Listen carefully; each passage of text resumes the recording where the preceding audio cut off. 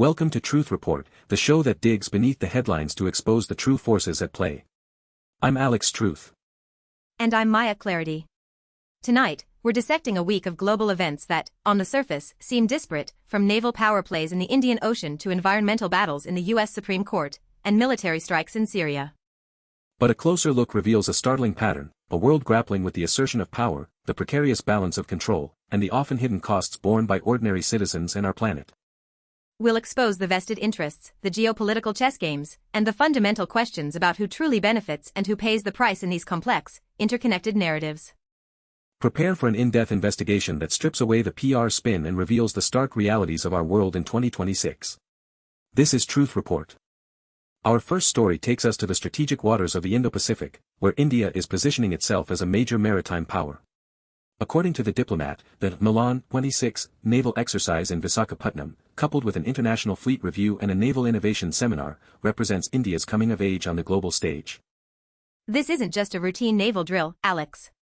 The Diplomat highlights this naval trifecta as a dual display of both hard and soft power. It's a carefully choreographed spectacle designed to project influence, foster partnerships, and assert India's strategic autonomy in a region increasingly defined by great power competition. Indeed, Maya. Visakhapatnam is now the epicenter of a geopolitical assertion. The participation of numerous nations, ranging from established maritime powers to smaller regional players, signals India's intent to be seen not just as a regional leader, but as a critical node in the global security architecture, particularly concerning the Indo-Pacific. And let's be clear about the context. The Indo-Pacific is a hotbed of competing interests, especially with China's expansive maritime claims and naval modernization. India's Milan-26 is a direct counter-narrative, aiming to demonstrate a credible alternative vision for regional security and cooperation that doesn't solely revolve around Beijing. This event isn't merely about showing off warships, it's about shaping narratives and building alliances. By hosting this grand display, India aims to bolster its defense industry, encourage foreign investment in its port infrastructure, and establish itself as a reliable security partner, distinct from the sometimes heavy-handed approaches of other global powers. The Naval Innovation and Indigenization Seminar component is particularly telling. It underscores India's ambition to reduce its reliance on foreign defense procurements and become a self-sufficient, even exporting, defense power. This isn't just about security, it's about economic independence and technological leadership. So, who truly benefits from this elaborate show of force and diplomacy? Clearly, the Indian government gains significant geopolitical leverage and boosts national pride. Its burgeoning defense industry will likely see increased contracts and partnerships, and Visakhapatnam stands to benefit from infrastructure development and international attention. But while India projects an image of strength and cooperation, we must ask about the long-term implications for smaller nations in the region. Are they truly equal partners, or are they being drawn into a complex strategic dance dictated by larger powers? The rhetoric of security often masks underlying power imbalances. And the environmental cost of such massive naval exercises is rarely discussed. The increased naval traffic, sonar testing, and potential for accidents in sensitive marine ecosystems are concerns that fade into the background when strategic interests are at the forefront. Who monitors the ecological footprint of this coming of age? This whole exercise is deeply embedded in the broader power structures of global maritime security. It's a testament to the ongoing shift towards a multipolar world, where nations like India are challenging traditional hegemonies and asserting their own vision for regional order. But whether that order is truly equitable remains to be seen. It's a delicate balancing act, Maya. India walks a tightrope, seeking to maintain good relations with both the US and Russia, while pushing back against Chinese assertiveness. Milan-26 is a demonstration of this strategic dexterity, but it also highlights the inherent tensions and potential for miscalculation in such a crowded arena. Moving from the strategic seas to the volatile deserts, we turn to the Middle East, where the cycle of violence continues unabated. Al Jazeera reports that the U.S. Army has launched Operation Hawkeye, conducting retaliatory strikes on dozens of ISIL targets across Syria, killing and capturing over 50 fighters and hitting about 100 targets. Retaliatory strikes, Maya, that phrase often signals a deeper, more entrenched conflict. While the summary doesn't explicitly state the provocation, these operations typically follow attacks on U.S. personnel or allied forces, often from groups either directly linked to ISIL or other Iranian-backed militias operating in the region. Exactly. The U.S. narrative consistently frames these actions as necessary counterterrorism, yet the presence of U.S. troops in Syria itself remains a contentious issue, legally and geopolitically. We must question the long-term efficacy of these strikes if ISIL continues to resurface and destabilize the region despite years of sustained military pressure. Operation Hawkeye's claimed success, over 50 fighters killed or captured, 100 targets hit, sounds decisive, but it raises critical questions about the nature of the enemy. Is ISIL a conventional army that can be definitively defeated by airstrikes, or a decentralized ideology that adapts and persists regardless of these tactical victories? The broader context here is crucial. Syria remains a fractured state, a chessboard for regional and international powers, including Russia, Iran, Turkey, and various proxy groups. U.S. operations, even if targeted at ISIL, inevitably intersect with these complex dynamics, potentially fueling new grievances or unintended consequences. And let's not forget the human cost, which is often meticulously downplayed or completely absent from these reports. While ISIL targets are specified, civilian casualties and displacement are an inherent tragedy of sustained air campaigns, particularly in areas already devastated by years of conflict. Who ultimately benefits from this perpetual state of conflict in Syria? The military-industrial complex certainly does. Continued operations mean continued funding for defense contractors, maintenance of bases, and deployment of personnel. It's a self-perpetuating system where the war on terror provides its own justification. The U.S. government also benefits from projecting an image of strength and resolve against terrorism, both domestically and internationally. It allows administrations to demonstrate a firm hand on national security, even if the strategic impact of these interventions remains ambiguous over the long haul. But the clear losers are the Syrian people, caught in the crossfire of multiple armed groups and foreign interventions. Their country remains shattered, their future uncertain, and their humanitarian crisis deepens with every new round of bombings and retaliatory strikes. There is no victory for them in this cycle.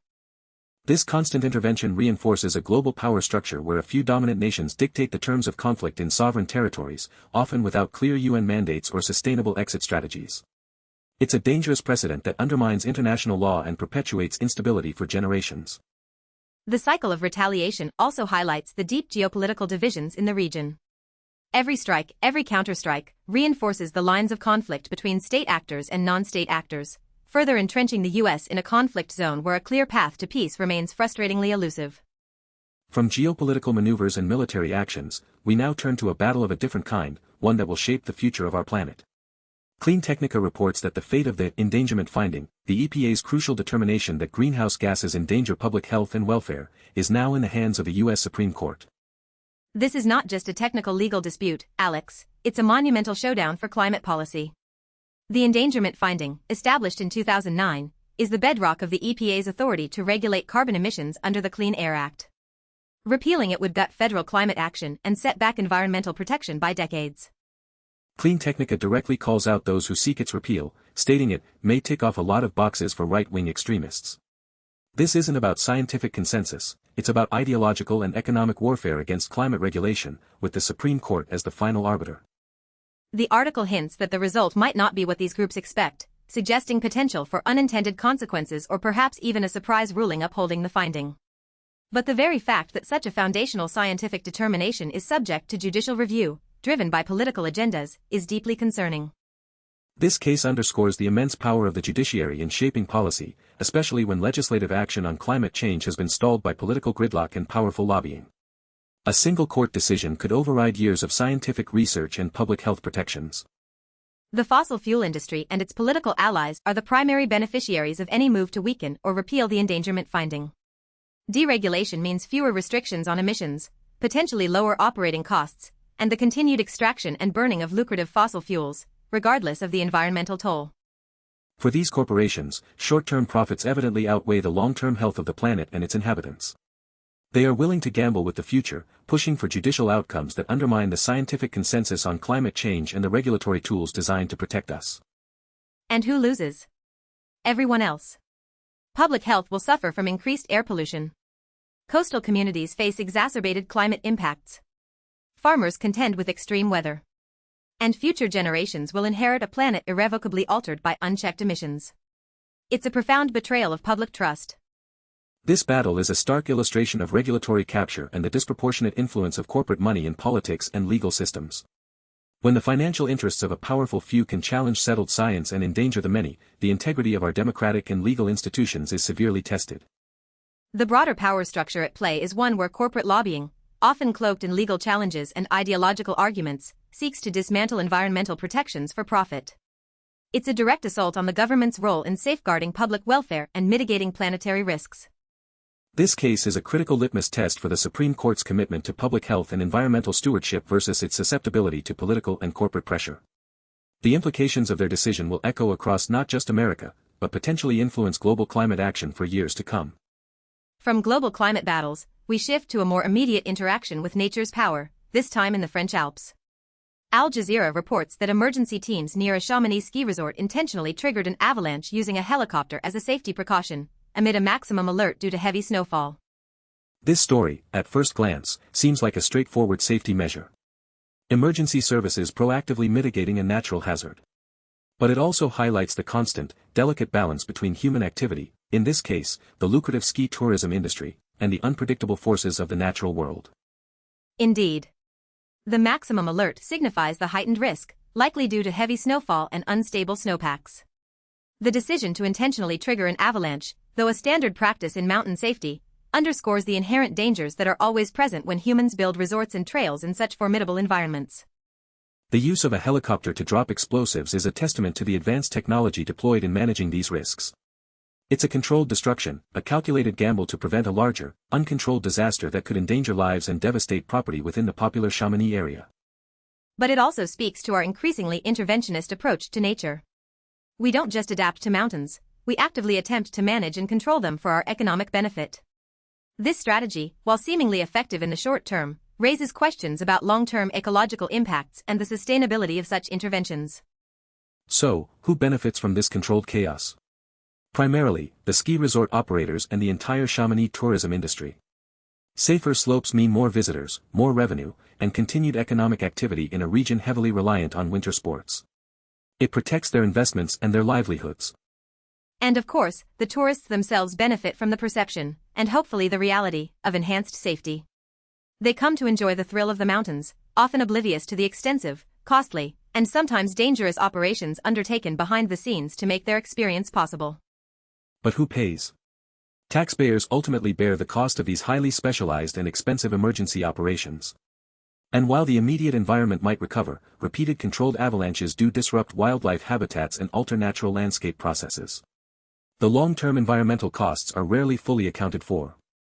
This incident reflects a broader power structure where human economic interests often dictate our relationship with nature.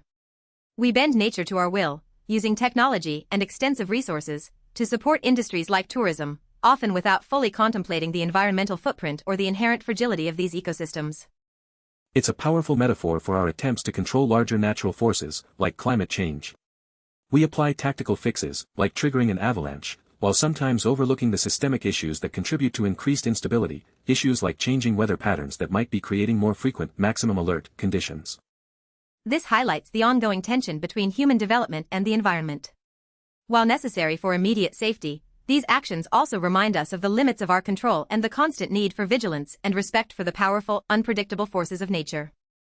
Finally, we turn to a different kind of intensity, one that captures the hearts and minds of billions, often eclipsing geopolitical tensions. Al Jazeera reports that Cynical Pakistan fans brace for heartbreak in their upcoming T20 World Cup match against arch-rivals India, hoping for an unlikely win.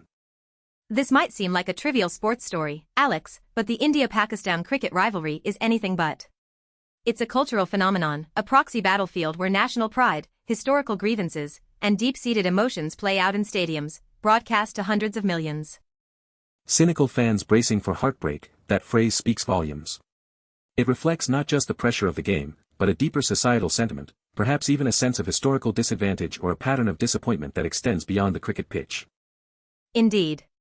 For many Pakistanis, especially, this isn't just a game, it's an opportunity, however slim, to achieve a symbolic victory against a larger, often dominant neighbor. The emotional investment is immense, blurring the lines between sport and national identity.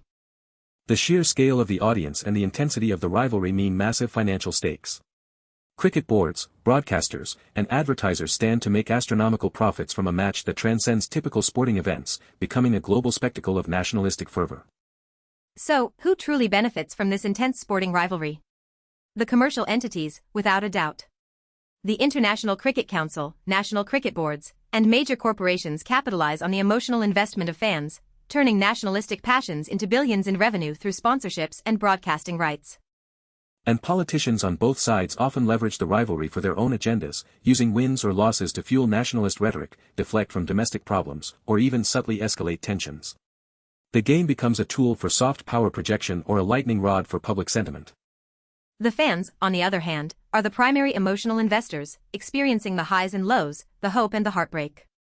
They invest their time, their money, and their national pride, often becoming pawns in a much larger commercial and political game, where their genuine passion is commodified.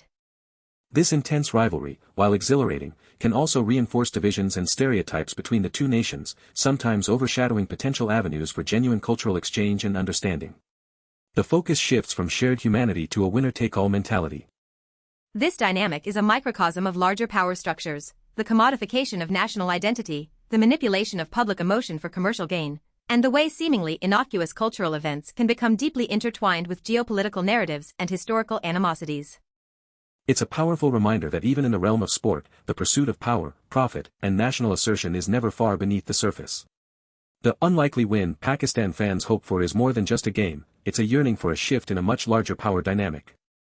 Alex, looking across these seemingly disparate stories, from India's naval power play to US strikes in Syria, an environmental battle in the Supreme Court, avalanche control in the Alps, and a cricket match, a profound pattern emerges. It's a pattern of control, Maya. Every story reflects powerful entities attempting to control narratives, territories, resources, nature, and even public emotion. India seeks to control its maritime destiny, the US attempts to control geopolitical threats, corporations try to control environmental policy.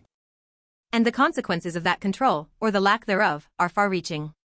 The naval trifecta is about projecting India's control in the Indo-Pacific, subtly challenging others. But what does it truly control beyond perception? The underlying tensions remain. The US strikes in Syria are an attempt to control the spread of extremism, yet the perpetual cycle of retaliation suggests a failure to control the root causes, trapping the region in endless conflict. The illusion of control masking a deeper, intractable problem. The Supreme Court battle over the endangerment finding is a direct power struggle for control over our planet's future. Corporate interests are attempting to dismantle the regulatory framework that controls carbon emissions, prioritizing profit over planetary health, and risking catastrophic loss of environmental control. Even the controlled avalanche in the Alps is an exercise in managing nature for human benefit, a desperate attempt to exert control over unpredictable forces to protect a lucrative industry. It's a tactical win, but it underscores our fundamental vulnerability to nature's power. And the India-Pakistan cricket rivalry, while appearing benign, is a deep exercise in controlling national identity and public sentiment, monetizing the intense emotions of millions. The cynical fans are, in a sense, victims of this emotional manipulation. What ties these threads together is the persistent question: who truly benefits from these assertions of control, and who bears the often hidden costs? Time and again, we see powerful governments, corporations, and established interests dictating terms, while the public, vulnerable populations, and the environment shoulder the burden. These aren't just isolated news items, they are interconnected chapters in an ongoing story of power, influence, and the struggle for genuine accountability in a rapidly changing world. It's a world where military might, judicial rulings, corporate lobbying, and even sports rivalries are all tools in a larger game, often played at the expense of transparency, environmental health, and human dignity. At Truth Report, we believe it's our job, and yours, to question these power structures. To look beyond the official statements, the carefully curated events, and the emotional distractions, to see the real forces driving our world. Demand answers. Hold power accountable. Because truth, even when uncomfortable, is the only foundation for real progress. Join us next time for more unflinching investigations. I'm Alex Truth. And I'm Maya Clarity. Good night.